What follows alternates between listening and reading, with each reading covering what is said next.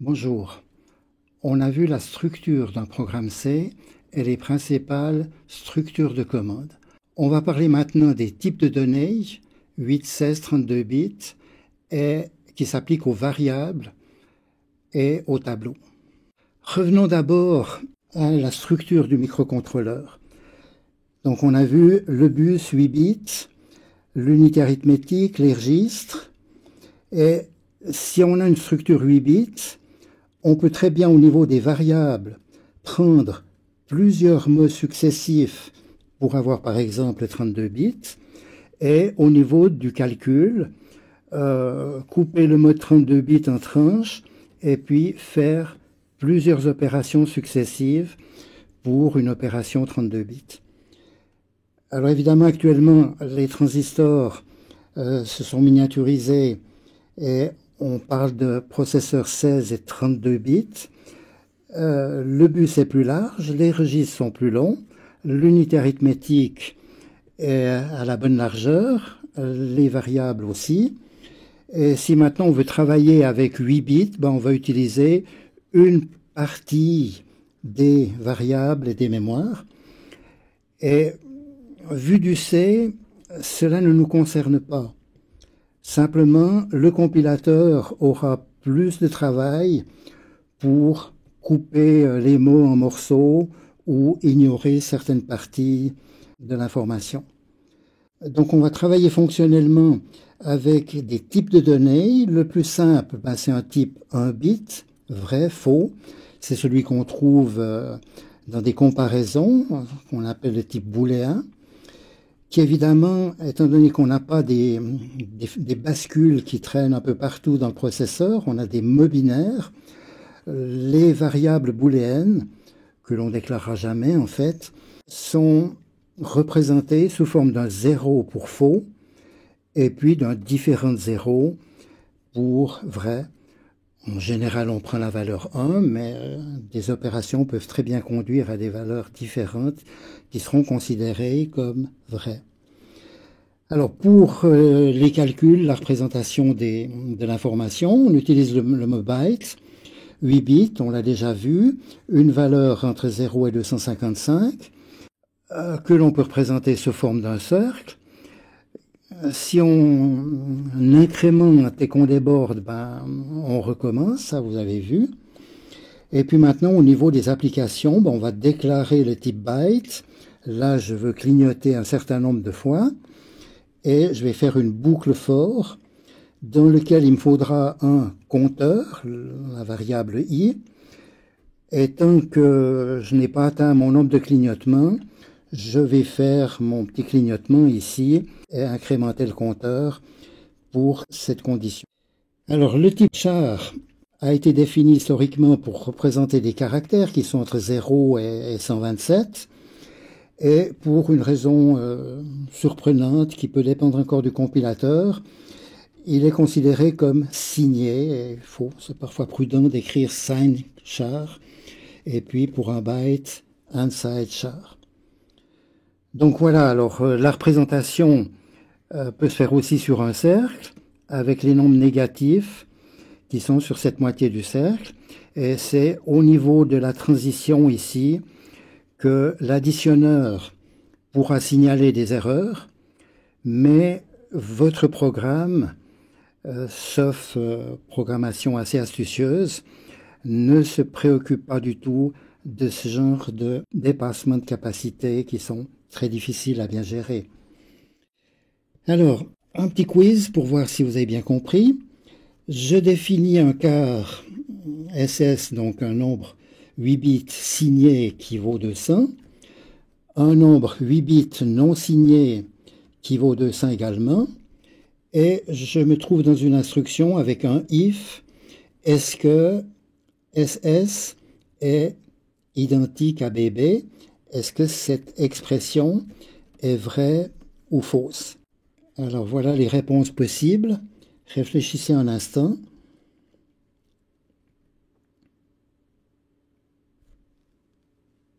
Alors, si vous avez répondu not accepted, je serai assez satisfait puisque On a défini ici un SS égale 200, qui est en fait sur le cercle des nombres arithmétiques de 8 bits. Le processeur ne voit que des bits et des nombres, donc le 200 va se trouver à peu près par là. Et puis, dans cette partie-là, on a des nombres négatifs. Ça correspond en fait à moins 57. Donc, un bon compilateur devrait vous poser la question, est-ce que vous avez bien compris ce que c'était un nombre signé? Puisque ici, vous avez écrit une valeur qui n'est pas une valeur positive. Elles sont limitées à 127, comme on l'a vu. Alors en fait, le compilateur s'en fiche et on a le choix de savoir si c'est vrai ou faux. Alors, on doit comparer cette valeur moins 57 avec la valeur 200. Si on représente ça sur un axe, eh bien vous avez 0, 200. Et puis, ça semblerait assez logique de dire, il y a ici jusqu'à moins 128. Et on va trouver ici le 57. Alors là, c'est évident que 200 est supérieur à moins 57 et qui sont différents. Alors, est-ce que vraiment le compilateur raisonne comme moi? Je suis prudent. Je n'ai pas lu les 600 pages des spécifications du C. Donc je vais préférer écrire un petit programme et puis mettre derrière cette instruction if, allumer la LED si c'est vrai, éteindre une LED si c'est faux, et je pourrais être sûr que mon interprétation est correcte. Donc ça, c'est une technique qu'il faut toujours utiliser, écrire des petits programmes pour vérifier qu'on a bien compris. Vous avez naturellement les types 16 bits et 32 bits qui s'appellent word, int. Alors le int est abondamment utilisé dans Arduino parce que on veut pas expliquer trop de choses et puis c'est le type passe-partout. En général, on travaille avec des démos qui sont relativement courts, donc on voit pas la différence entre entier positif et entier signé, tant que ce bit n'est pas touché. Vous avez les longues qui sont signées et qu'il faut appeler unsigned long quand vous voulez récupérer ces derniers bits. Et comme petit exemple de l'utilisation assez rare du long, vous avez une primitive d'Arduino, c'est pas du C, c'est les compilateurs Arduino et compatibles qui ont rajouté un petit programme qui utilise une ressource interne du processeur pour calculer le temps à partir du reset. Donc au moment où vous lâchez le processeur, vous avez la valeur 0, et ensuite ça incrémente de 1 toutes les millisecondes, et vous pouvez mesurer le temps écoulé. Donc là, on utilise ça assez souvent comme vous le faites quand vous partez en voiture. Vous regardez l'heure du départ, vous regardez l'heure d'arrivée, et puis le temps de parcours qui vous intéresse, c'est une bête différence. Donc il nous faudra définir dans le type long le temps précédent, le temps de départ, et puis on va calculer le temps écoulé avec une soustraction. Donc on va mémoriser le temps actuel, on a déjà mémorisé le temps précédent, on fait la différence, et si maintenant on continue le voyage et qu'on veut de nouveau connaître le temps, on remémorise le temps actuel dans la variable. Alors vous me direz, tiens, on pourrait économiser une variable parce que je peux faire ma soustraction en regardant ma montre plutôt que d'avoir déjà copié l'heure sur un bout de papier ou dans ma mémoire. Donc on pourrait écrire directement milli moins previous time et puis réinitialiser le nouveau temps avec milli. Alors ce que j'aimerais vous faire remarquer, c'est que entre ces deux instructions, le temps n'est pas le même, puisqu'il a fallu exécuter un certain nombre d'instructions pour analyser cette ligne et commencer en analysant un certain nombre avant de transférer le temps. Donc ça, il ça peut être 10, 20 instructions du processeur, donc 5, 10 microsecondes, qu'on peut considérer comme tout à fait négligeables. Mais attention, si vous avez autorisé les interruptions, et c'est ça qui arrivera dans des applications intéressantes, vous pouvez avoir une interruption qui surgit entre ces deux instructions, et c'est comme avec votre PC, tout à coup le clavier est mort parce qu'il y a des interruptions qui font qu'on ne s'occupe plus de votre programme principal. Donc, dans ce cas-là, évidemment, si vous avez plusieurs millisecondes, voire des secondes d'attente, ça va complètement fausser les mesures de temps, alors qu'ici, on a fait une photographie précise à un instant, et puis on a copié la variable. Bien, parlons un petit peu des tableaux de variables. Alors, une variable, on vient de le voir, on peut la déclarer avec son point-virgule à la fin, et puis on peut lui assigner une valeur qui sera valable au début du programme, qui peut être transformée par la suite, puisque si j'écris dans le programme var2 égale 33, eh bien j'ai réinitialisé cette variable à une nouvelle valeur. Alors maintenant, c'est assez pratique d'avoir des tableaux de variables, de ne pas devoir numéroter variable 1, 2, 3, alors que ça va ensemble. Donc, si on écrit tableau crochet 4, eh bien, vous réservez 4 fois 16 bits signés et c'est déclaré. Et vous pouvez donner des valeurs à ces 4 mots de 16 bits et le compilateur est assez intelligent pour compter et puis mémoriser qu'il y a la valeur 4 ici dans cet index. On parle d'indexage dans un tableau. Et maintenant, je peux, en écrivant xx égale tableau crochet 2, je peux aller chercher le deuxième élément, mais souvenez-vous qu'on compte toujours en binaire à partir de 0. Donc, je vais récupérer la valeur 33. Et puis maintenant, je peux aussi assigner une valeur dans mon tableau, écrire tableau 4 égale 15. Qu'est-ce qui va se passer là ? Mon 4, vous remarquez qu'il est en dehors du tableau. Le compilateur C va en général ne rien dire du tout. Il va aller mettre dans la position mémoire suivante la valeur 15.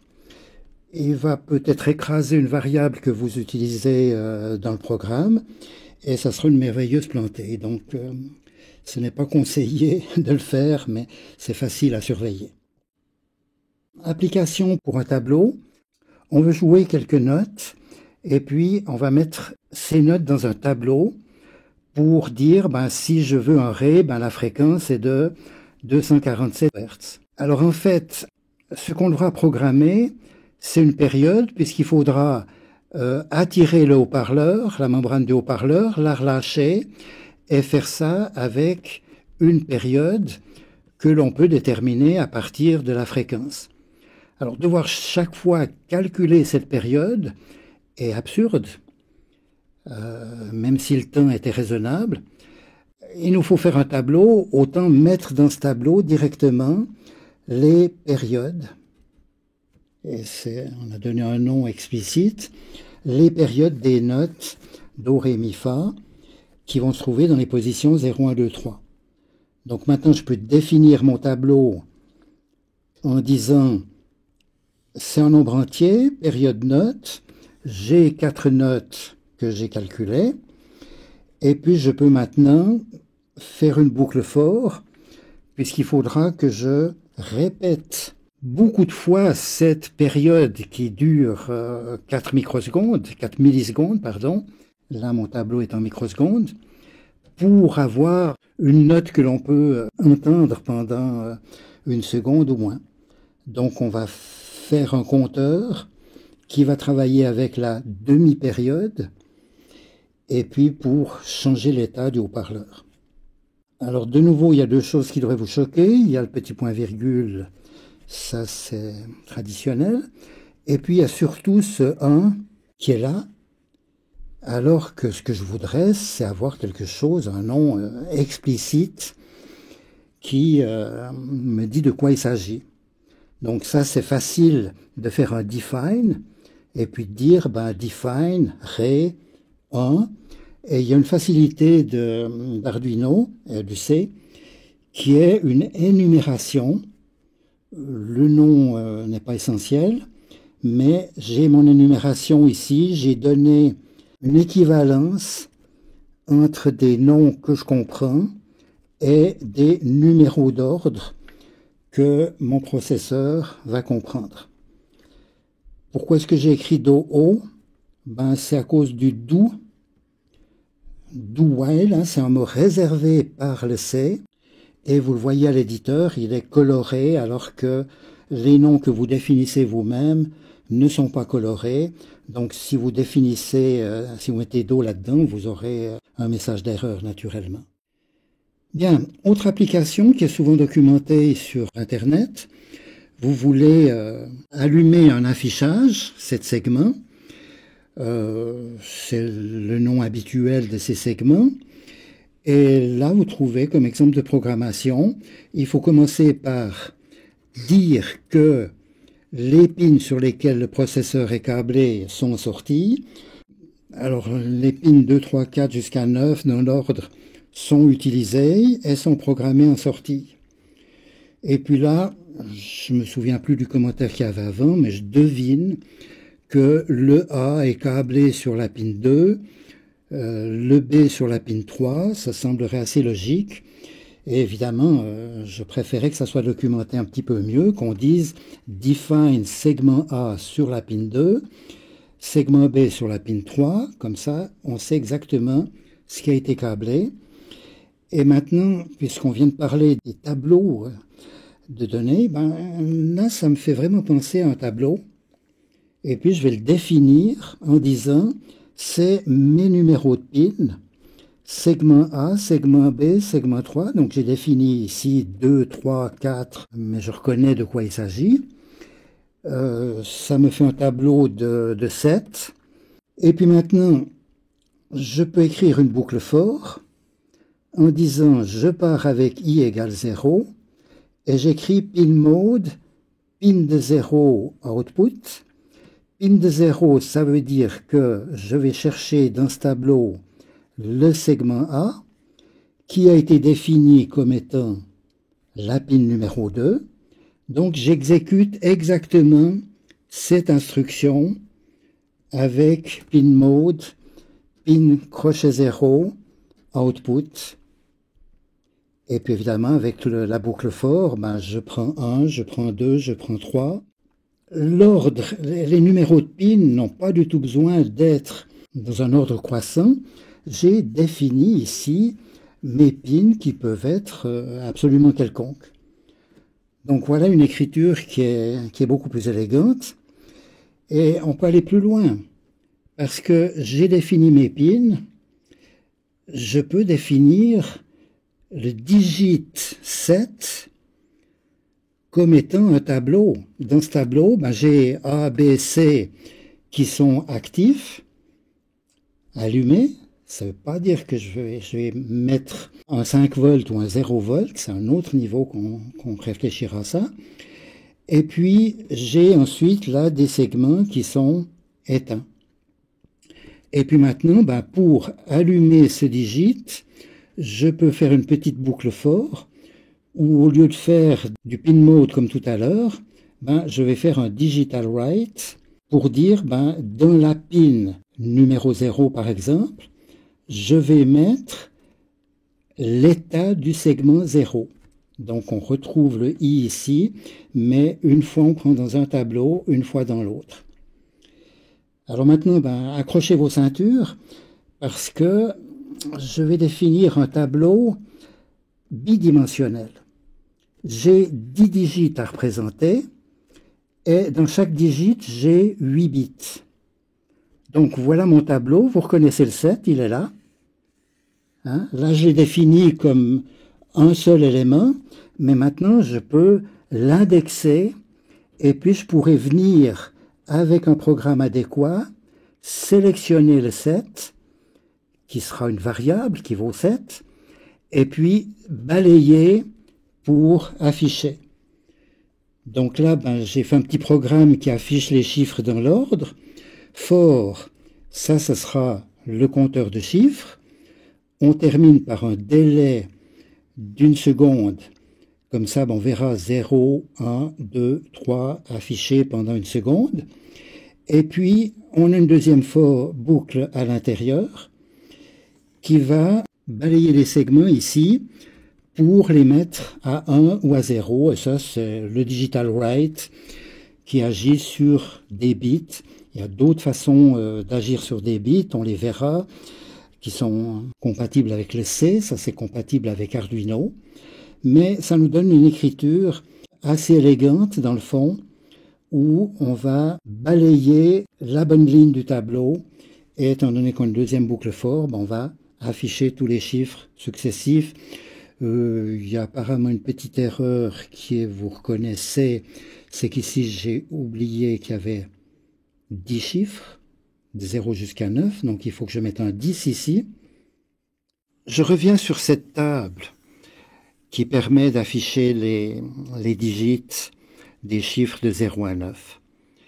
Vous n'avez peut-être pas réalisé que cette séquence de 1 et de 0, ce ne sont pas des bits, mais ce sont des bytes, des mots de 8 bits.